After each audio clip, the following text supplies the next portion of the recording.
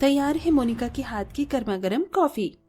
ये क्या अंजलि, तुम ये अलमारी से साड़ियां क्यों निकाल रही हो? अचानक मायके जाने का प्लान कब हुआ? मेरे मायके जाने का प्लान नहीं हुआ है, मैं तो इन नई साड़ियों को छुपा रही हूँ। लेकिन क्यों? अरे आज शाम को वो आफत की पुड़िया आने वाली है, कहीं उसने मेरी ये नई साड़ियां देख ली तो एक भी नहीं छोड़ेगी।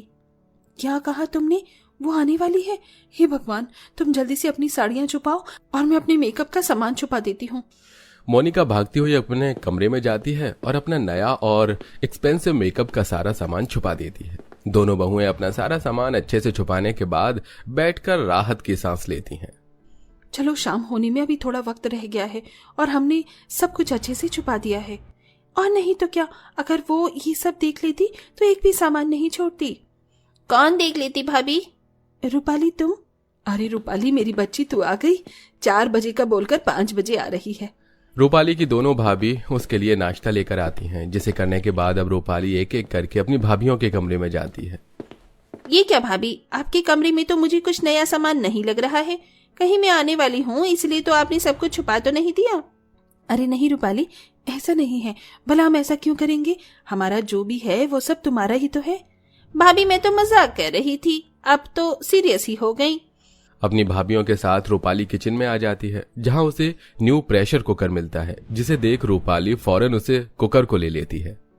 मुझे तो यही प्रेशर कुकर चाहिए था। भाभी क्या मैं इसे अपने ससुराल ले जाऊं? वो क्या है ना, मेरे ससुराल का कुकर खराब हो गया है। लेकिन रूपाली, अगर तुम्हें कुकर ये वाला ले जाओगी तो हम लोग खाना किस में बनाएंगे? अगर तुम्हें नया कुकर ही चाहिए तो हमारे साथ मार्केट चलो, हम तुम्हें इससे भी अच्छा कुकर दिलवा देंगे। भाभी मैं आपके साथ मार्केट चली तो जाती, लेकिन मुझे किसी काम से जल्दी जाना है, इसीलिए ये कुकर मैं ले लेती हूँ। आप दोनों मार्केट जाकर अपने लिए नया कुकर ले लेना। इतना कहकर रूपाली नया प्रेशर कुकर लेकर सीधा अपने ससुराल चली जाती है, जिसे देख उसकी दोनों भाभियां। जब भी आती है कुछ न कुछ लेकर चली जाती है। शादी में हमने इसे इतना सारा दहेज दिया है, किसी भी चीज की जरा भी कमी नहीं छोड़ी, फिर भी इसका पेट नहीं भरा। वैसे तो नंद भाभी में बड़ा ही प्यार होता है, लेकिन इन नंद भाभियों का रिश्ता थोड़ा अलग था। जहां सारी भाभियां अपनी नंदों के ससुराल से आने का इंतजार करती, वहीं ये दोनों भाभियां अपने नंद की मायके ना आने की भगवान से प्रार्थना करती। अंजलि, मोनिका की नंद रूपाली, बड़ी ही घमंडी और चालाक होती है। शादी से पहले भी रूपाली अक्सर अपनी भाभियों से बिना पूछे उनकी मर्जी के खिलाफ उनकी कोई भी चीज ले लिया करती थी। वहीं शादी के बाद भी रूपाली आए दिन अपने मायके आकर कोई ना कोई चीज अपनी ससुराल ले जाया करती थी, जिससे उसकी दोनों भाभियां काफी परेशान रहती हैं। ऐसे ही एक दिन, अरे कितनी अच्छी खुशबू आ रही है ना पनीर टिक्का की। मेरे मुंह में तो अभी से ही पानी आ रहा है। अरे जरा ये कटलेट तो देखो, इनकी खुशबू से तो पूरा घर महक उठा है।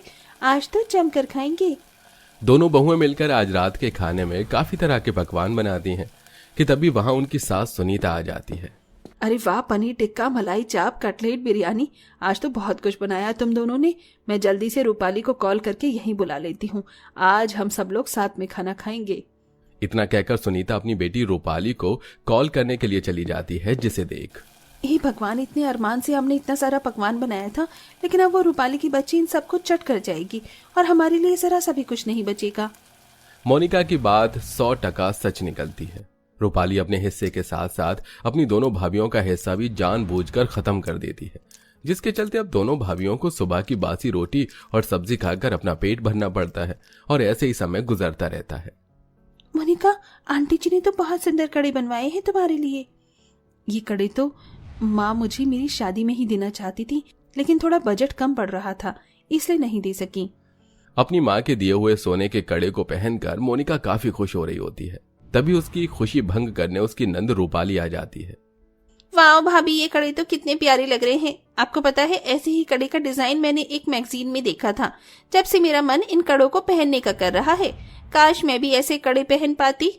हाय मेरी बच्ची कैसे उदास हो गई। मोनिका बहू, थोड़े दिनों के लिए अपने कड़े निकालकर अपनी ननद को पहनने के लिए दे दे। इस बेचारी के भी इन कड़ों को पहनने के अरमान पूरे हो जाएंगे। माँ जी, ये आप क्या कह रही हैं? ये कड़े मुझे मेरी माँ ने दिए हैं, मैं रूपाली को कैसे दे सकती हूँ? अरे तो मैंने कौन सा बोला है तुझे कि तू हमेशा के लिए इसे दे दे? कुछ दिनों के लिए दे दे और जब तुझे पहनना हो तो वापस ले लियो। हाँ भाभी, और वैसे भी मुझे परसों एक शादी में जाना था, मेरी साड़ी पर ये कड़े काफी अच्छे लगेंगे। इतना कहकर रूपाली खुद ही मोनिका के हाथों से उसके कड़े निकाल कर पहन लेती है।